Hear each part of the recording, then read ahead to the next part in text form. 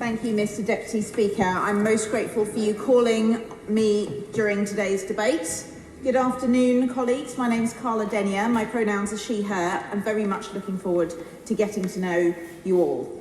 I congratulate the honourable members for Ealing Southall, Doncaster East and the Isle of Axholme, and Kensington and Bayswater on your really interesting maiden speeches. I also want to take a moment to honour the member for Oxford West and Abingdon on her very compelling speech about the route to peace in Gaza and Israel.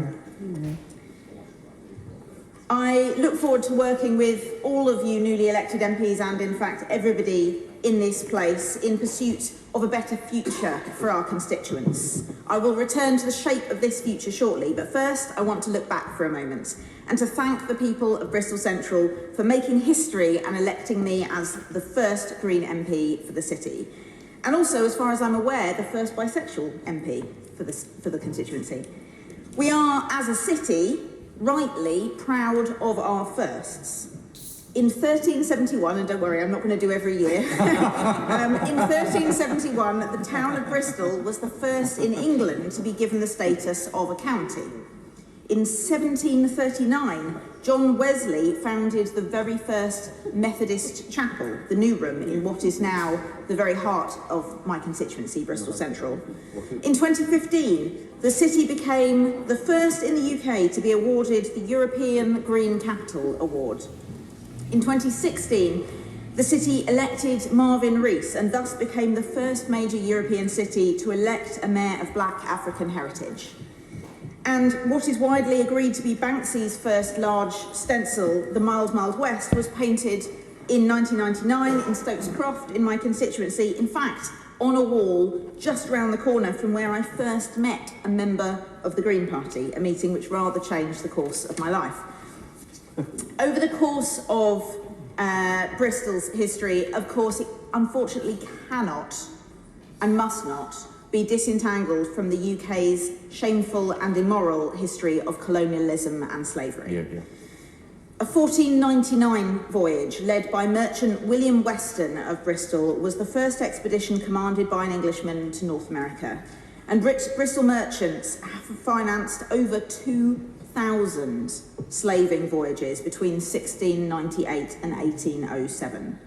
These ships carried over 500,000 enslaved Africans from Africa to slave labour in the Americas.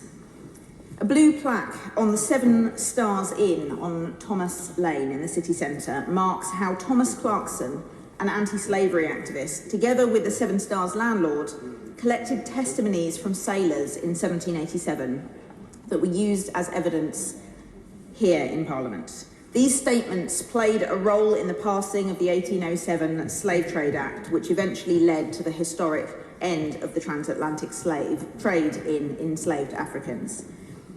Bristol Central's hugely successful M-Shed Museum highlights the anti-slavery movement alongside its exhibition about modern public protests, including the Bristol bus boycott, and it holds the infamous, now toppled Colston statue.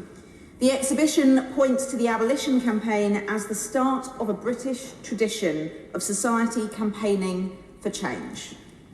Today, the city I have proudly called home for 15 years, and part of which I am now immensely proud to represent here in Parliament, is beginning to take responsibility for its history and continuing to lead the way when it comes to demanding change.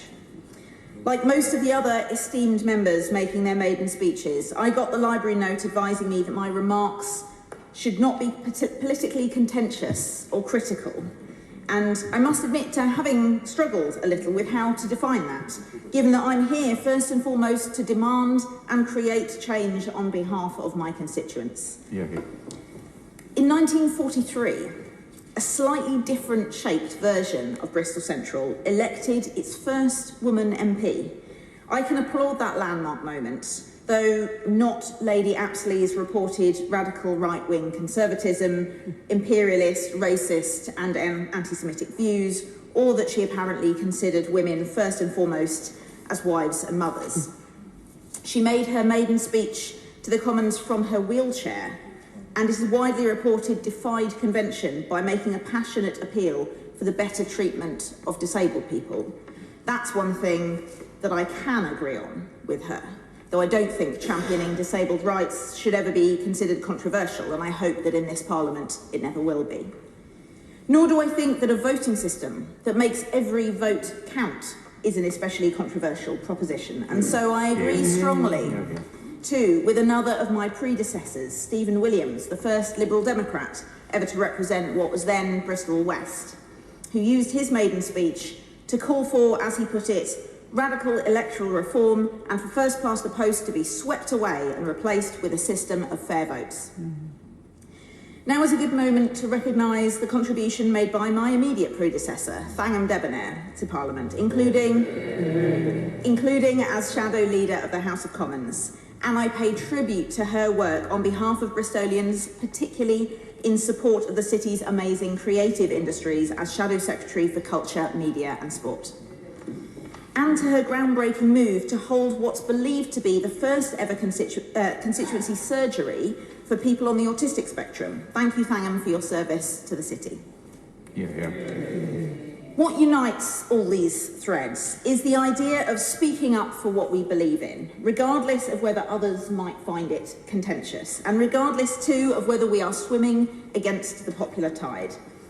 As an MP, I am determined to fully honour Bristol Central's history of doing exactly that, using my voice as a force for good, for real change and for real hope, to create a brighter future for my constituents and for us all, the kind of future which the King's speech is an opportunity to build.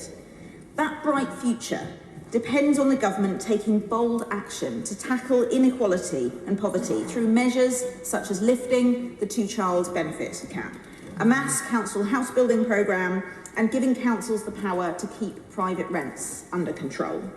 Private rents in Bristol increased by 52% over the last decade, while wages haven't even increased by a quarter. This is an untenable situation, but one that around half my constituents find themselves in as private renters. That bright future I talked about depends on defending and restoring our public services, from hospitals to dentists to schools to youth services. And it means looking to restore the UK's reputation on the world stage. This is a reputation that has been sorely damaged by Brexit. And I know I speak for the majority of Bristol Central when I say that we must be open and active in our efforts to rebuild stronger links with Europe and work eventually towards a future where the UK can rejoin the EU. It is a reputation too that has been compromised by our government's refusal to clearly condemn the Israeli government's disproportionate response to the horrific terrorist attacks of 7th of October, and in particular by the UK's continuing arms sales for use against Palestinians in persistent breach of international law. I am clear that this must stop, and I'm clear too that demanding it should not be controversial. And finally, it is a reputation that has been seriously eroded in relation to climate action. As a councillor, I was responsible for proposing the UK's first climate emergency motion in autumn 2018, in another first for Bristol. I know what the climate science requires we get done in the lifetime of this Parliament, as this critical decade for the climate marches on. The brighter future we all want for our constituents and our country demands that we urgently secure a livable future. Our warming planet has just passed another milestone. For the first time, global temperatures were above the crucial 1.5 degrees limit for an entire year. I hope this House will agree with me. This is a first that we must all have a responsibility to try to ensure is also a last. The last government sought to break the climate consensus, to weaponise culture wars and to spread lies and misinformation about what a net zero future will be like. This government must reverse the damage and have the courage to show genuine climate leadership at this critical time in our planet's history. And I will stand with the government if they do that, but I won't be afraid to speak up where I think they might need to go a little faster.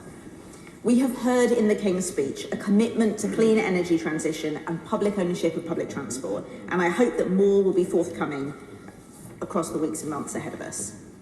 I stand ready to work across party lines to help secure the ambitious changes we need for our climate, our natural world, and to make the UK a fairer place. In fact, I've already begun this cross-party work, so a big thank you to the honourable members of other parties and none who have signed my amendment to the King's Speech already, and well done to those MPs whose own amendments and motions I have in turn supported. The challenges that we face together, and which are faced daily by our constituents, are too important for us to fall victim to political tribalism. As Bristol Central's many firsts illustrate, all of our choices today will become part of history. So as a Green MP, I feel that responsibility on my shoulders and will do everything I can to carry it responsibly and repay the enormous trust put in me by the people of Bristol Central. Thank you. Yeah.